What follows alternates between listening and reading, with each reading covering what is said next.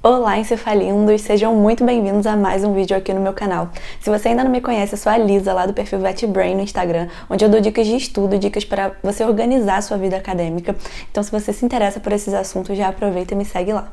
Se você é inscrito aqui no canal, mas não me segue lá no Instagram, deve ter percebido que eu sumi nos últimos meses. E esse sumiço, ele teve um propósito. Eu precisei priorizar algumas coisas na minha vida, tanto profissional quanto pessoal. E, bom, nesse meio tempo, tô desde agosto de 2021 sem postar. Nesse meio tempo, eu fiz meu estágio supervisionado, defendi meu TCC, me formei, agora sou médica veterinária. Estudei para residência, passei na residência, passei em primeiro lugar na USP. E é sobre isso que a gente vai falar hoje aqui no vídeo. Como que eu fiz para me preparar para essa prova da USP. E tenho certeza que essas dicas que eu vou trazer aqui para vocês podem ajudar quem está pretendendo prestar residência, não só para a USP, mas para quem quer residência no geral. Então resolvi gravar esse vídeo. E no Instagram eu recebo muitas dúvidas de vocês, perguntando como que foi a minha preparação. E pensando nisso, eu coloquei até uma caixinha nos meus stories, reuni as principais dúvidas que vocês mandaram. E tô aqui para gravar esse vídeo, espero sanar a maioria delas. E é isso, bora pro vídeo.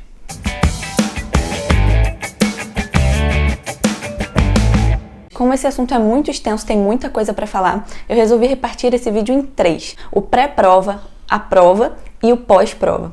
No pré-prova, que é o vídeo de hoje, a gente vai falar como que eu me preparei, como é que eu estudei para cada área da prova, quais foram os meus métodos de estudo, minhas métricas, enfim.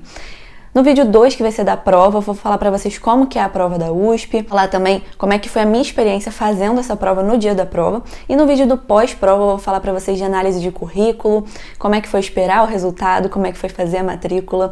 Então, para ficar completo, acho que é interessante eu dividir esse vídeo em 3 partes. E hoje, nessa parte, a gente vai falar do pré-prova. Bom, então vou começar falando como que é o processo seletivo da USP. Muitas das perguntas que vocês me fizeram no Instagram, gente, são facilmente respondidas lendo o edital. Então eu vou deixar aqui embaixo na descrição desse vídeo o link para vocês acessarem o edital. Os editais, eles raramente mudam ao longo dos anos, então vocês podem confiar nos editais do ano anterior, que vocês vão fazer a prova, porque assim, não dá pra gente ficar esperando sair o edital para começar a estudar, porque geralmente os editais eles saem assim em cima da hora da prova, então a gente tem que se basear pelo edital antigo. Mas resumidamente, como que é o processo seletivo da USP? O processo seletivo ele é composto por prova objetiva, prova discursiva, que as duas são feitas no mesmo dia, e análise de currículo. Muita gente pergunta, como é que foi a entrevista? Não tem entrevista, gente, na prova da USP não tem entrevista. A prova objetiva, ela é composta por 7 questões de interpretação de texto, 8 questões de conhecimentos gerais, e aqui entra o SUS, e 25 questões de medicina veterinária. E a prova, vocês vão ver se vocês entrarem também no link que está aqui abaixo, vocês conseguem ter acesso às provas anteriores, vocês vão reparar que a prova não é específica para a área que você quer. Então, por exemplo, eu tentei prova para clínica médica, mas a prova em si cai tudo. Cai grandes, pequenos, cirurgia, anestésio, diagnóstico por imagem, patologia clínica, patologia geral. Então, você tem que estudar tudo para poder fazer a prova objetiva. A prova discursiva, aí sim já é específica para a área que você quer. Então, se você quer pequenos, vai cair um caso clínico de pequenos. Se você quer grandes, vai cair um caso clínico de grandes. E esse caso clínico, ele é um caso clínico cirúrgico. Então, mesmo quem quer clínica, precisa estudar cirurgia, precisa estudar técnicas cirúrgicas. Isso foi uma grande dificuldade que eu tive, porque eu não tenho muita afinidade com cirurgia, mas eu tive que superar porque era necessário para eu alcançar a minha aprovação. Como é que funciona? Você faz a prova objetiva e a discursiva no mesmo dia, e dependendo do seu número de acertos da prova objetiva, você tem a sua prova discursiva habilitada a ser corrigida, ou seja, não são todas as pessoas que fazem a prova que vão ter a discursiva corrigida. E qual é esse critério que eles usam? Por exemplo, se você tem 4 vagas, que é no caso de clínica que eu tentei, eles multiplicam isso por 4, então dão 16. As 16 pessoas que tiveram as maiores notas na objetiva vão ter a chance de ter a discursiva corrigida. Porque pensa, é um processo seletivo que é bem concorrido, esse ano tentaram 135 pessoas, então imagina esses professores tendo que corrigir 135 provas discursivas. Eu acredito que é por isso que eles afunilam isso e fazem essa seleção prévia. Então você estando entre as 16 maiores notas, no caso de clínica, que tem 4 vagas, você tem a chance de ter a sua prova discursiva corrigida. Muita gente me perguntou quando que eu comecei a estudar, como é que foi a minha preparação. Eu comecei a estudar oficialmente, vou até deixar uma fotinha aqui do meu caderninho, dia 4 de janeiro de 2021. A prova foi no dia 31 de outubro de 2021. Então vamos colocar aí que foram uns 9, 10 meses de preparação. Só que nesse meio tempo eu tive meu estágio supervisionado, que eu já vou falar com vocês. Então assim, eu tive um pouco de dificuldade para manter meu cronograma de estudos e eu vou explicar para vocês mais à frente. Em janeiro, quando eu comecei a minha preparação, o meu foco ainda era a UF, que é a minha faculdade. Mas a prova da UF, ela é totalmente diferente da prova da USP, ela é específica para a área que você quer, então só caía clínica de pequenos e SUS. E clínica de pequenos eu estava muito confortável estudando, porque é a área que eu tenho interesse, é a área que eu estudei durante a faculdade toda, então para mim era muito tranquilo estudar clínica de pequenos e o meu cronograma inicial era baseado nisso. Só que aí conversando com um mentor, né, que eu considero como um dos meus mentores na veterinária, um veterinário que eu admiro muito, ele conversou comigo e abriu um pouco os meus horizontes, assim, sobre as minhas opções de residência, né? Ele plantou, assim, uma sementinha na minha cabeça de que talvez, indo para a minha instituição, que é a UF, eu não teria o potencial de crescimento que eu teria em outras instituições. Não que a UF seja ruim, pelo contrário, eu devo tudo que eu sou, praticamente tudo que eu sou como profissional hoje, à UF.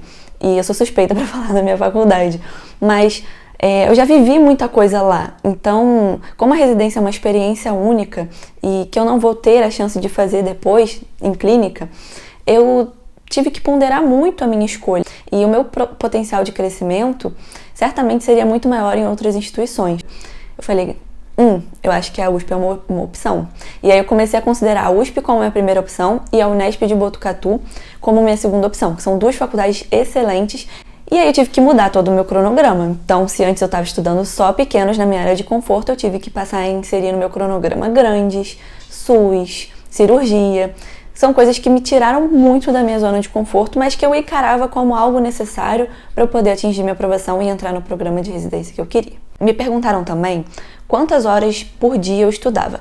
E aqui eu acho importante falar para vocês sobre o conceito de horas líquidas de estudo. Horas líquidas é realmente o tempo que você passa estudando. Então não adianta você falar assim, hoje eu estudei 8 horas por dia, de tal hora até tal hora. Se nesse meio tempo você parou para almoçar, você parou para fazer uma pausa, para descansar, então você não estudou 8 horas, você estudou menos do que isso.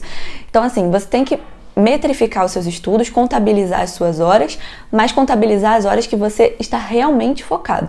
E nesse sentido, o método Pomodoro, se vocês não conhecem ainda esse método, vou deixar aqui um link na descrição de um post que eu já fiz sobre o método Pomodoro lá no meu Instagram. O método Pomodoro me ajudou muito a contabilizar as minhas horas líquidas de estudo. Quantas horas líquidas de estudo eu tinha por dia, isso variou muito. No início da minha preparação, vou colocar aqui um print na tela porque eu tenho esse registro. Eu estudava às vezes 2 horas, às vezes 1 hora, às vezes 3 horas. Então, comecei com poucas horas de estudo.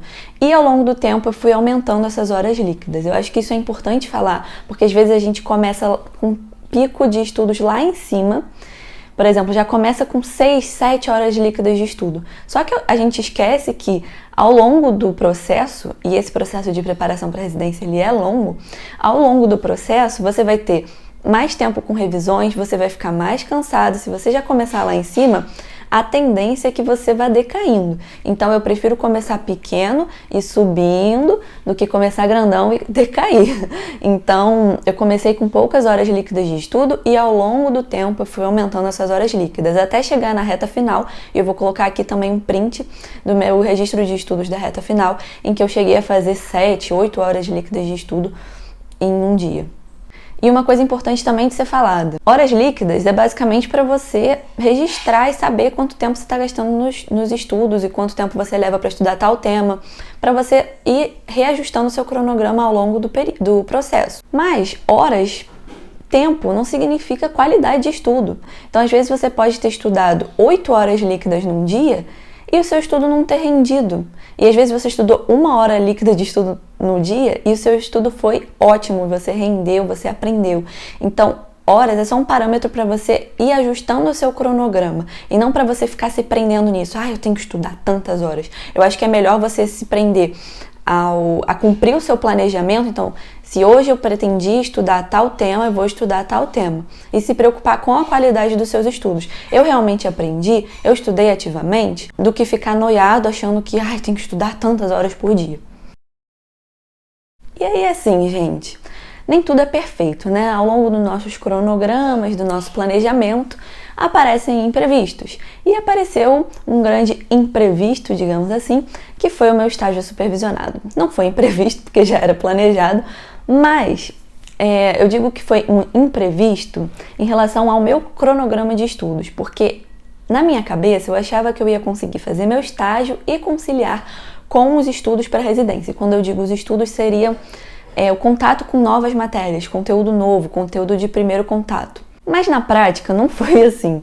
Eu fazia estágio o dia inteiro. Eu simplesmente chegava em casa morta, eu não tinha energia para nada. Eu só queria deitar e descansar para no dia seguinte ir para o estágio. E aí, quando essas coisas acontecem, a gente tem que estabelecer prioridades. E a minha prioridade no estágio supervisionado era fazer um bom estágio. Porque eu estava me formando para ser uma boa médica veterinária e não para fazer uma prova de residência. Então, assim, a gente tem que saber o que a gente vai priorizar. A prova da residência é mais importante do que sua formação? Para mim, não era. O estágio supervisionado é um período que você só vai passar uma vez na vida e que você precisa muito aproveitar ao máximo. Então, o que eu fiz durante esse período? Eu basicamente mantive as minhas revisões pelo Anki com os flashcards que eu já tinha feito ao longo do início do ano.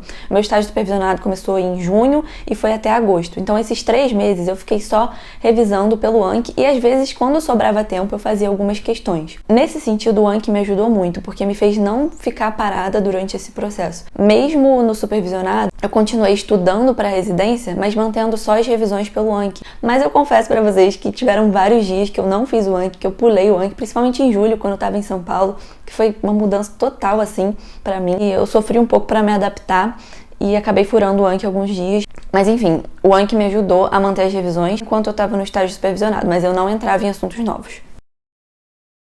Bom, agora o que todo mundo quer saber, né? Como que eu estudei para a prova de residência da USP? Bom, gente, basicamente o meu estudo ele era dividido em primeiro contato e revisões. Primeiro contato é a primeira vez que eu entro em contato com aquele assunto, então é quando eu aprendo uma matéria nova. E as revisões é basicamente eu ficar revisando. Aí as pessoas ficam com dúvida, né? Tá, mas como que eu vou saber o que estudar? Porque se você olhar o edital da USP, vai aparecer lá, clínica de grandes, clínica de pequenos. Mas não cai exatamente o que você tem que estudar em grandes e o que você tem que estudar em pequenos. Então, tem 3 formas de você saber o que estudar. A primeira delas, e a mais importante, foi o que eu fiz, é pegar as provas antigas e analisar os assuntos mais prevalentes. Então, você vai baixar lá no site da FUVEST, vou deixar o link aqui embaixo, você vai baixar essas provas antigas e vai analisar os temas que caíram nessas provas. Então, são esses temas que você vai dar mais atenção durante o seu estudo. A segunda dica é você olhar a ementa no portal e-aulas da USP. Vou deixar aqui no link da descrição também. A ementa das disciplinas que os alunos da USP têm. Então, lá vocês vão encontrar, sei lá, disciplina de grandes. Tem umas aulas que são desbloqueadas e vocês conseguem acessar. Tem outras que são somente para os alunos da USP. Mas lá aparece a ementa, então vocês conseguem ver os assuntos que os alunos da USP estudam. E quem faz as questões da banca da FUVEST, eu imagino que sejam os professores da USP. Eu não sei quem faz, eu acho que essa informação é confidencial, mas eu imagino que sejem os professores ali da USP. Então é interessante você olhar isso. A terceira dica é você olhar na ementa da sua própria faculdade. Então, sei lá, você entra na ementa da disciplina de Clínica Médica de Pequenos Animais da sua faculdade. Lá vão aparecer os temas que vocês estudaram. A prova da USP, como eu falei pra vocês, ela é generalista, ela cai de tudo. Tem um lado ruim, que é porque a gente tem que estudar coisas que nem são da nossa área, mas tem um lado bom, que a gente tem que saber aproveitar. E esse lado bom é justamente o fato de que na prova da USP não vai cair uma coisa mirabolante de rara. Assuntos que não são comuns. Então, como cai de tudo, eles cobram as coisas que são mais comuns. E isso dá uma vantagem na hora de você montar o seu cronograma.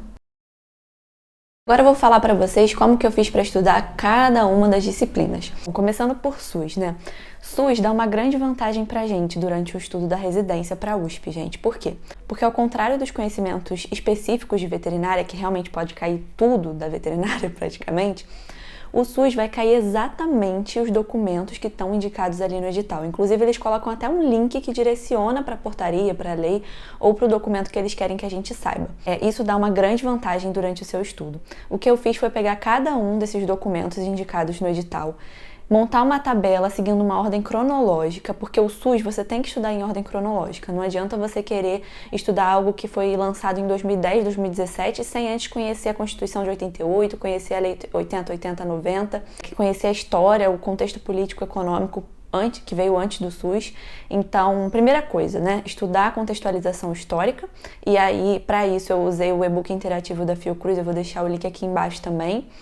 E listar o conteúdo do edital em uma ordem cronológica. Estudei cada um desses conteúdos, eu dividi no meu cronograma um assunto desse por semana e pratiquei com muitas questões, além de complementar o meu estudo eventualmente com vídeos no YouTube. E aí eu indico para vocês o canal da professora Nathalie Souza e do professor Rômulo Passos, que são dois professores muito bons no ensino do SUS, para concursos e para residência. E também vou deixar a indicação do meu novo infoproduto, que é um caderno de questões comentadas do SUS, da prova da FUVEST, com todas as questões, são 64 questões, todas as questões de provas anteriores da USP, de 2017 até 2022, que é o ano que eu tô gravando esse vídeo, todas as questões comentadas, e ao final tem resumos, os resumos que eu fiz dos principais documentos indicados pelo edital para facilitar o estudo do SUS. Então, se você tem interesse em fazer a prova da FUVEST, eu deixo aqui a indicação do meu caderno, ele tá bem completo, são mais de 200 páginas, e eu espero muito que ele te ajude em busca do sonho de entrar na USP.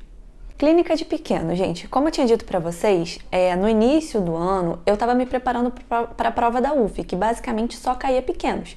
E como eu tenho muita afinidade por esse assunto, já vim estudando ao longo de anos durante a minha formação, era o assunto que eu mais dominava. Então, se eu fizesse bloco de questão de clínica de pequenos, era sempre a minha maior porcentagem. Quando eu fazia simulados da USP, a minha maior porcentagem de acertos era em pequenos. Então, eu vi que eu já estava dominando mais aquele assunto. Por isso, clínica de pequenos entrou com menos frequência no meu cronograma. Eu precisava priorizar os assuntos que eu tinha mais dificuldade, senão eu não ia conseguir fazer a prova da USP, eu não iria conseguir ter a minha discursiva corrigida se eu ficasse só estudando clínica de pequenos, que era o que eu gostava. Mas quando eu fui estudar clínica de pequenos, eu usei meus próprios materiais que eu confeccionei ao longo da faculdade mesmo e fazia muitas questões. Além disso, se eu identificava alguma lacuna no meu estudo, ou seja, se eu fizesse uma questão que eu não conseguisse responder e essa resposta não estava nos meus materiais, aí sim eu ia buscar nos livros indicados pelo edital, ia buscar em artigos. Clínica de grandes. Eu sou de pequenos, então assim, grandes foi bem difícil para mim, principalmente no começo. Eu tinha muita dificuldade de estudar, eu não tinha saco para estudar. E quando a gente estuda coisas que a gente não gosta, é ainda mais difícil. Só que eu tentei fazer uma reprogramação mental no meu cérebro para que ele tentasse achar grandes um assunto legal de estudar. Então eu comecei a pensar que era legal estudar aquilo, que às vezes eu buscava vídeo no YouTube para poder complementar. Enfim, como que eu estudei grandes? Como eu não tinha material disso, praticamente, porque nunca tive afinidade disso na faculdade, então basicamente eu usava resumo de veterano mesmo, então eu não tinha material de grandes, praticamente. Então eu fui atrás de pessoas que são de grandes e pedi os resumos deles da faculdade. Tem um risco aqui? Tem, né? Porque a gente vai usar resumos, primeiro que são resumos de outras pessoas, não são nossos, e segundo que são resumos, não são fontes oficiais, né? Não são livros, não são artigos, então tem chance de ter coisa errada ali. Mas pensa comigo, em relação a custo-benefício, em relação a tempo e esforço, colocando numa situação que era minha, né? Com menos de um ano para poder me preparar para a prova. Seria melhor eu pegar o livro de grandes, que é gigante, ficar lendo aquele livro e fazer os resumos para depois ir estudar ativamente?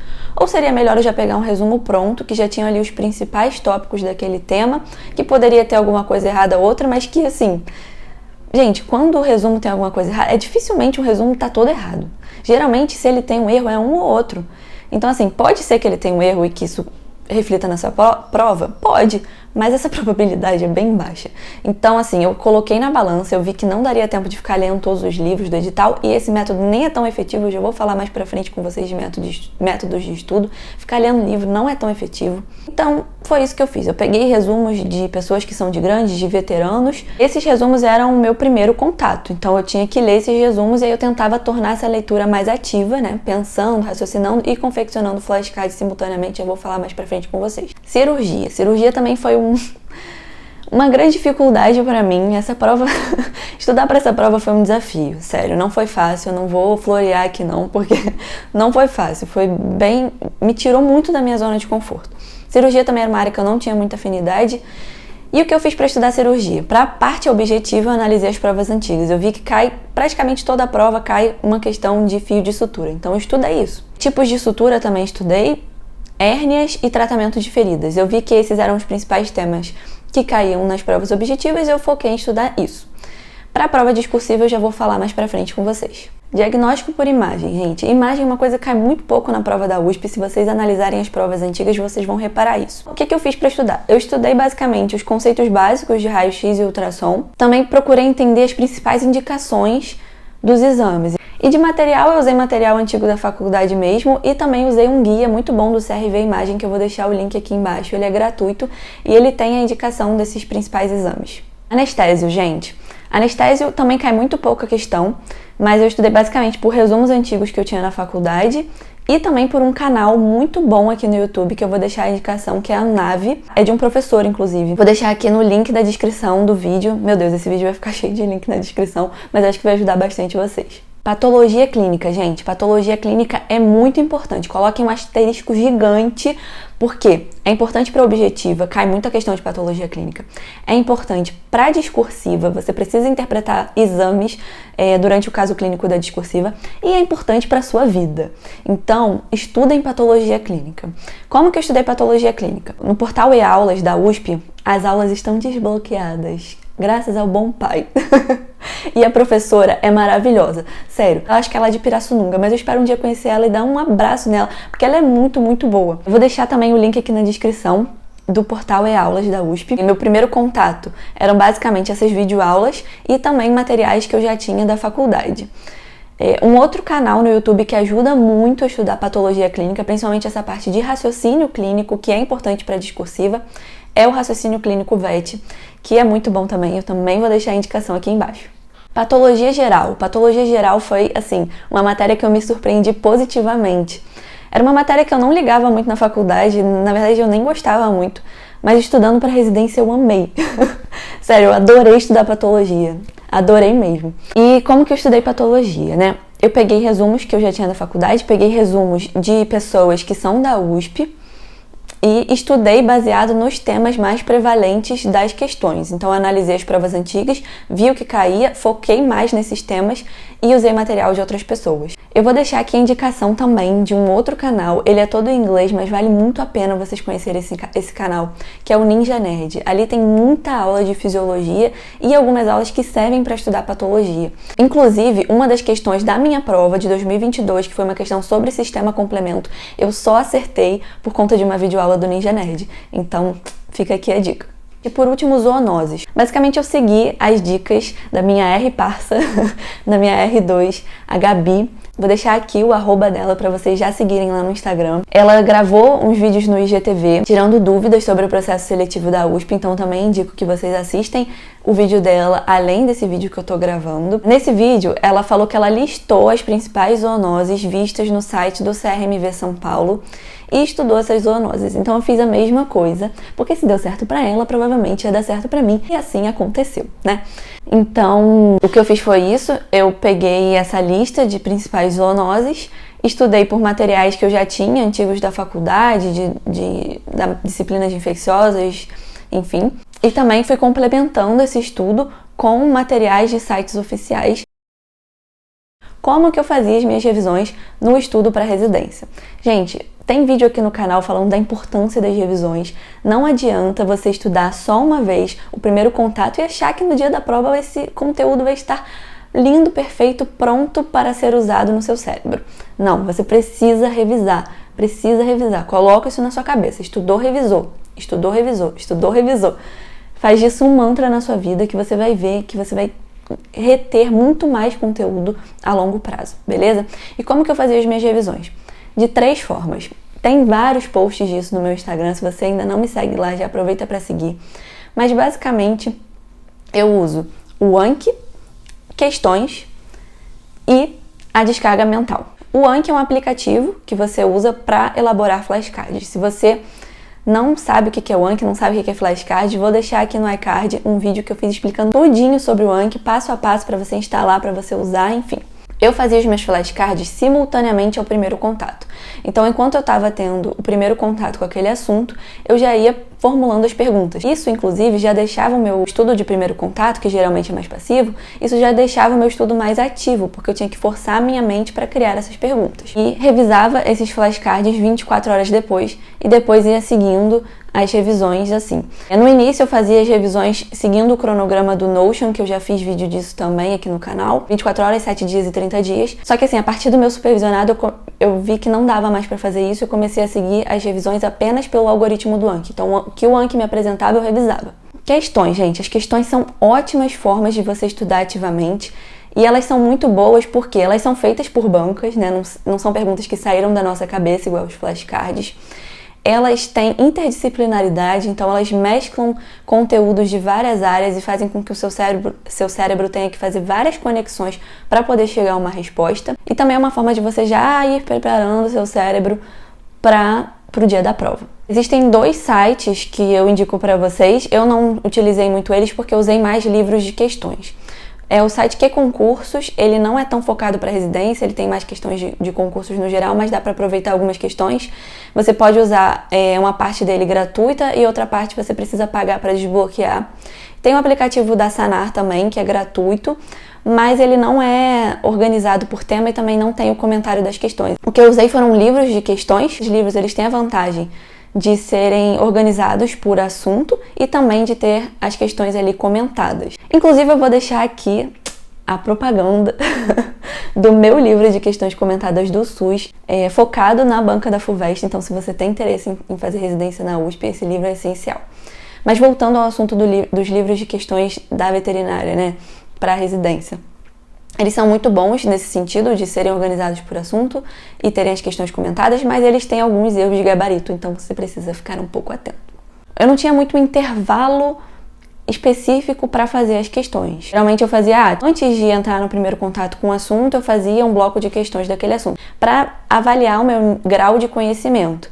E ali também eu identificava minhas dificuldades e quando eu ia por material de base fazer o meu primeiro contato com o assunto, eu já conseguia focar mais ali onde eu tinha mais dificuldade, já sabia os meus pontos fracos. Também já utilizei as questões para revisar. Então, por exemplo, essa semana eu estudei o primeiro contato grandes. Na semana seguinte eu fazia um bloco de questões de grandes para revisar e para ver se o conhecimento tinha sido consolidado. Então eu não tinha muito um parâmetro para fazer as questões justamente porque o banco era bem limitado e eu tinha que esperar esse tempo para poder esquecer e refazer as questões. Uma dica é, se você tem esses livros de questões, faça as respostas em post-its, porque aí você consegue reaproveitar essas questões em estudos posteriores, porque se você marca ali já era, você usou uma vez, não tem como mais usar, que você já vai ver a resposta. Por último, o método de estudo que provavelmente já existia, mas eu apelidei como descarga mental, consiste em você pegar um papel em branco e escrever sem colar, sem consulta, sem nada. Escrever o que vem na sua cabeça, o que você lembra daquele assunto. Esse método me ajudou muito para organizar as minhas ideias que eu já tinha memorizado através dos flashcards no Anki, porque no Anki as perguntas elas vêm aleatórias e às vezes você grava as informações muito soltas. E a descarga mental me ajudou a unir essas informações e criar um sentido lógico para minha linha de raciocínio. Se você não conhece esse método de estudo, eu vou deixar aqui na descrição do vídeo um link com um post que eu fiz lá no meu Instagram sobre descarga mental. Inclusive, a minha primeira descarga mental foi sobre piometra. E adivinhem o tema que caiu na discursiva da USP no meu ano. Piometra. Não tô brincando, gente. Foi a minha primeira descarga mental e foi o tema que caiu. Bom, e falando em discursiva, eu recebi muitas dúvidas sobre como que eu estudei para a prova discursiva.